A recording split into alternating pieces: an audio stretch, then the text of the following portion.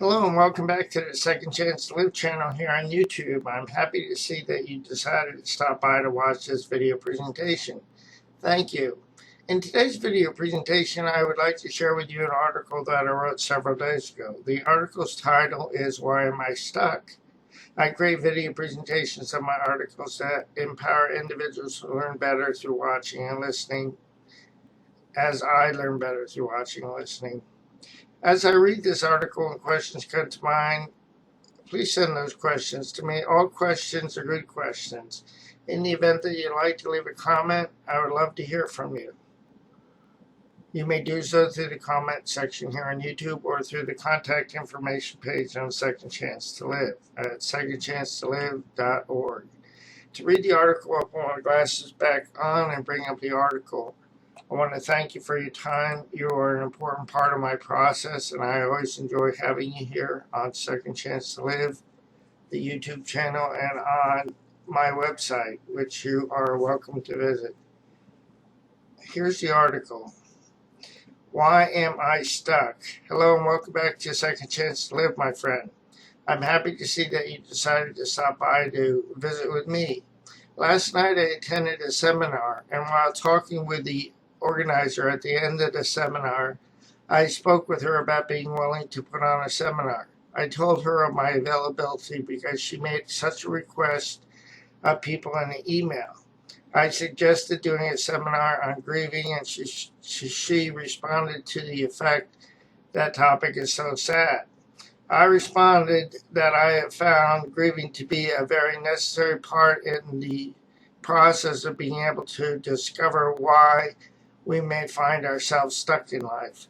The conversation ended on that point. In response to our conversation, I decided to write this article.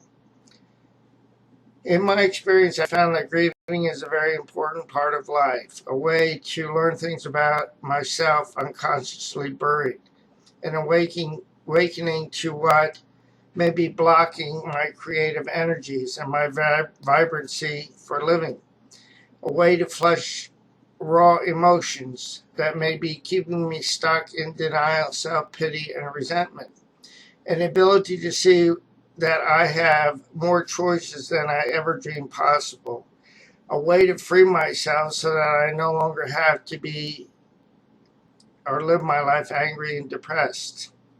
Here's a quote that I like by St. Augustine. Resentment is like taking poison and hoping the other person dies.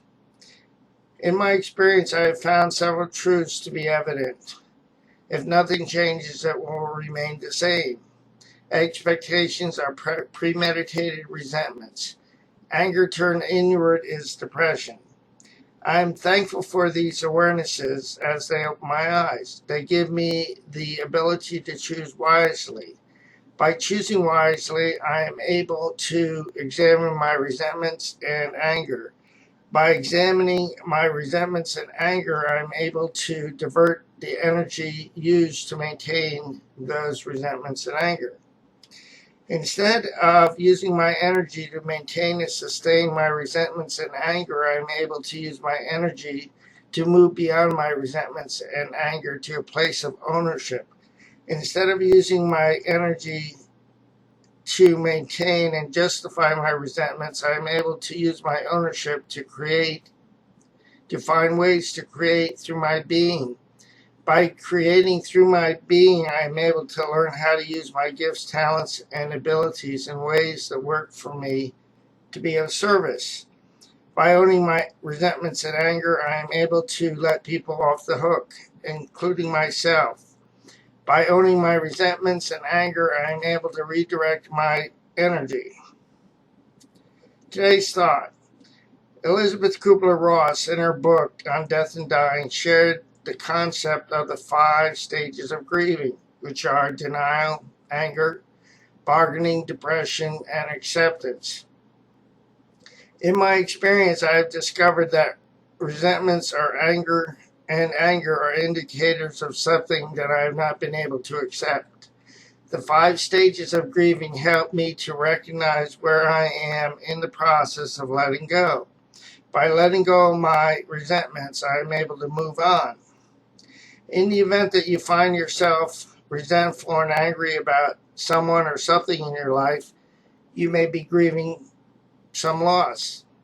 Your anger or resentments may not have anything to do with your current resentments and anger. My encouragement to you, as I do myself, is to sit down with a piece of paper and a pen and start writing about your anger and resentments. As you write, you will get closer to identifying what is at the core of your anger and resentments.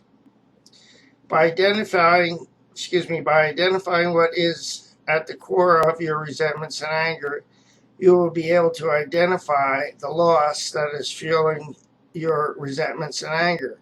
By letting your by identifying your loss, you will be able to begin the process of grieving that loss. By grieving that loss, you will find that you are able to move on.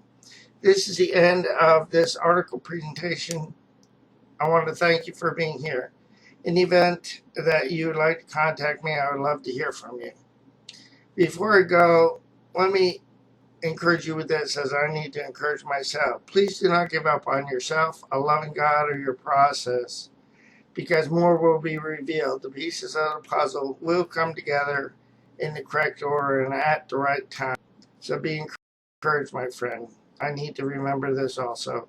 I'll say so long for now. Have a great day, and God bless both you and your family. So long now.